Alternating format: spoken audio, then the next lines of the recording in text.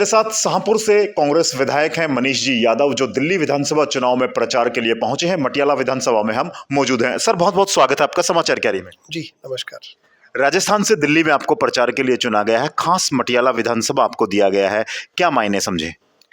देखिए, मैं शाहपुरा राजस्थान से आता हूँ और वहाँ से विधायक हूँ। मुझे पार्टी ने यहाँ ऑब्जर्वर के नाते यहाँ पर डेप्यूट किया है और पार्टी संगठन में जो जिम्मेदारी एक कार्यकर्ता की रहती है, उसी नाते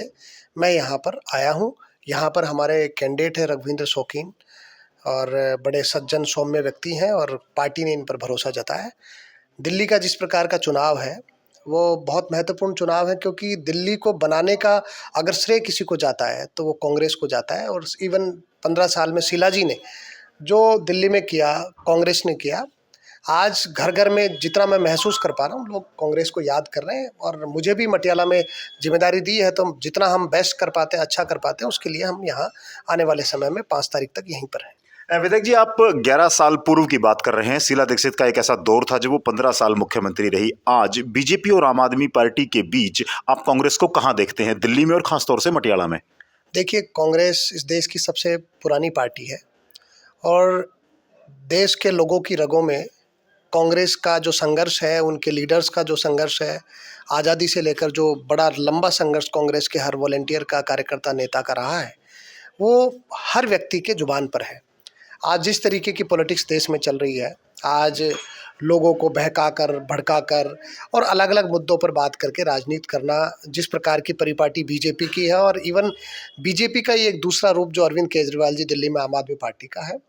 मुझे लग रहा है कि वो दिल्ली को भी नुकसान कर रहा है और देश की राजनीति और देश के नौजवान, किसान, मजदूर और व्यापारी, हर वर्ग को और इवन देश को भी कमज़ोर करने का काम आज की राजनीति में केंद्र में बैठी मोदी सरकार और दिल्ली में बैठी जो दिल्ली स्टेट की जो सरकार है आम आदमी पार्टी, दोनों ने अपना एजेंडा जो बना रखा है, वो केवल देश को तोड़ना और अपनी राजनीति के नाते अपने वोट को कैसे लिया जाए और कैसे लोगों को बहका करके, भड़का करके, बिना देश की चिंता करे, बिना देश के मुद्दों की चिंता करे, जिस प्रकार की राजनीति है, उसमें मुझे लग रहा है कि कांग्रेस को आम आदमी, हर व्यक्ति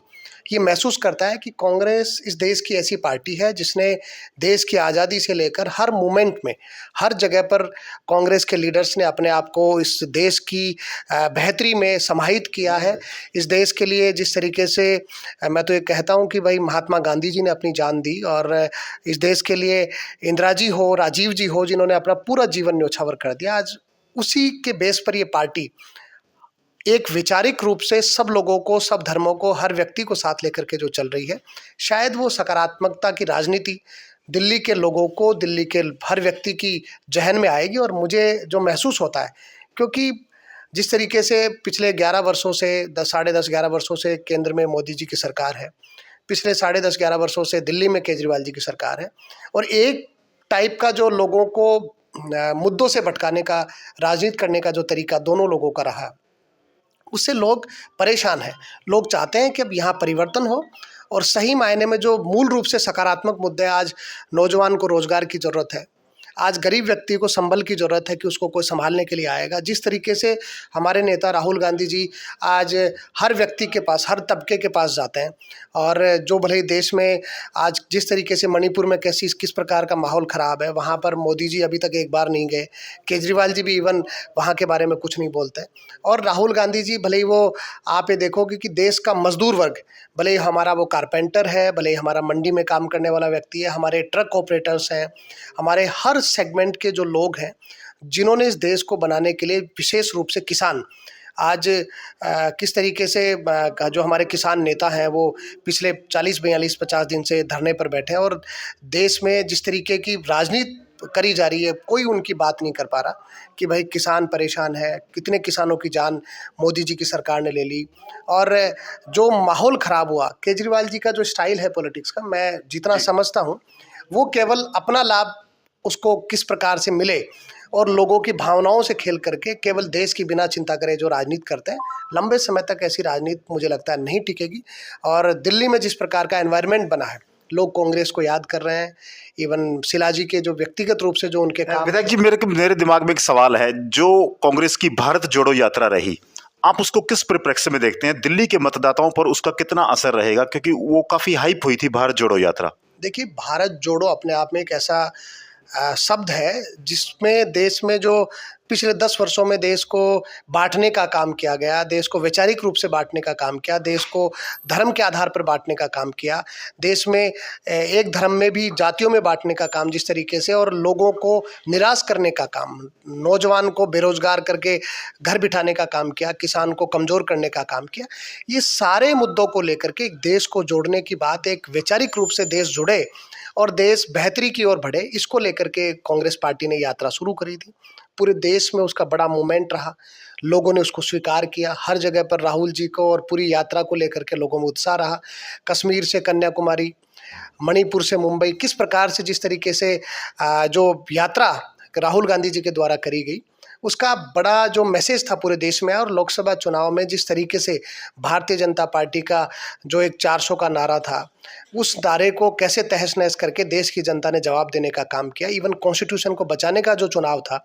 उसको किस तरीके से लोगों ने लड़ा। मुझे ऐसा लग रहा है कि जिस तरीके से बीजेपी का मूल जो लोगों के मन में जो धारणा बन जाती है, उसको डाइवर्ट करने की राजनीति रही है, लोग उससे परेशान हैं। और केजरीवाल जी भी उसी का एक एग्जाम्पल है। तो भारत जोड़ो यात्रा इस देश में एक ऐसा एग्जाम्पल साबित हुई जो आज तक के आज़ाद भारत की, और मैं कहूँगा कि देश के पूरे विश्व के एक ऐसे मूवमेंट के रूप में उसको याद रखा जाएगा, जब कोई व्यक्ति इतना पैदल चल करके देश के हर हिस्से में जा करके देश के हर व्यक्ति को, हर नौजवान, किसान, मजदूर, व्यापारी के मुद्दों को बोलता है और देश को एड्रेस करते हुए देश को जोड़ने की बात करता है। कांग्रेस पार्टी ने हमेशा ऐसा किया है, और मैं मानता हूं कि इस भारत जोड़ो यात्रा का परिणाम ना केवल दिल्ली के चुनाव पर, आने वाले समय में वर्षों वर्षों तक देश की राजनीति में दिखेगा और देश आगे बढ़ेगा, जिसमें कांग्रेस पार्टी की तरफ जिस प्रकार का जो एक लोगों का भाव वापस से जुड़ रहा है। और दिल्ली में हमारा कम वोट परसेंट पिछले इलेक्शन में रहा विधानसभा चुनाव में। मैं आपको कहता हूं कि दिल्ली में एक बार आपको नज़र आएगा इस बार कि बहुत आश्चर्यजनक रूप से लोगों में बदलाव देखने को मिलेगा, और बहुत बड़ा अच्छा जो वोट है वो कांग्रेस स्कोर करने जा रही है और कांग्रेस की सरकार यहाँ पर बनने जा रही है। चलिए, कांग्रेस बहुत अच्छा प्रदर्शन इस चुनाव में करेगी, ऐसा विधायक जी का दावा है। और अंतिम मेरा प्रश्न है आपसे, तमाम जो हमारे दर्शक हैं या मटियाला विधानसभा क्षेत्र के मतदाता हैं, आप क्या संदेश देना चाहते हैं उनको? देखिए, कांग्रेस पार्टी ने हमारे रघुवींद्र जी शौकीन को उम्मीदवार यहाँ पर बनाया है। बहुत सज्जन व्यक्ति हैं और लोगों के हर तरीके से मदद करने का काम वो करते हैं। जिस तरीके से हमारे एक पार्टी के ही कार्यकर्ता जो पुराने रहे, उन्होंने पार्टी छोड़ करके, जो व्यक्ति पार्टी छोड़ करके चला गया, और दूसरी पार्टी जो 2 बार से यहाँ पर सिटिंग विधायक यहाँ पर रहे, उनका आम आदमी पार्टी ने टिकट काट करके एक ऐसे व्यक्ति को टिकट दिया। तो मुझे ऐसा लगता है कि कांग्रेस पार्टी जो यहाँ पर लड़ रही है, और रघुवींद्र जी जो यहाँ पर नौजवान व्यक्ति हैं, आज कहीं भी जाओ पूरे मटियाला में जिस प्रकार का एक एनवायरनमेंट बना है, एक वातावरण बना है, निश्चित रूप से वो कांग्रेस के पक्ष में जाएगा। और रघुवींद्र जी का व्यक्तिगत रूप से और कांग्रेस पार्टी का, दोनों का जुड़ाव जिस प्रकार से, क्योंकि वो कैंडिडेट हैं कांग्रेस पार्टी के और लंबे समय से कांग्रेस पार्टी में काम करें, निश्चित रूप से रघुवींद्र जी को इस बार अच्छी बढ़त के साथ में मटियाला में यहाँ की जनता उनको अपना पूरा प्यार प्रेम देगी, और आने वाले 5 तारीख को एक विधायक के रूप में उनको मतदान करके मटियाला की सीट कांग्रेस की झोली में आने वाली है। रघुवींद्र जी यहाँ पर जीतने वाले हैं। चलिए, देखते रहिए समाचार कैरी, और विधायक जी से बातचीत आपको कैसी लगी, लाइक कमेंट करके अवश्य बताएं। बहुत बहुत धन्यवाद सर, बात करने के लिए शुक्रिया। धन्यवाद।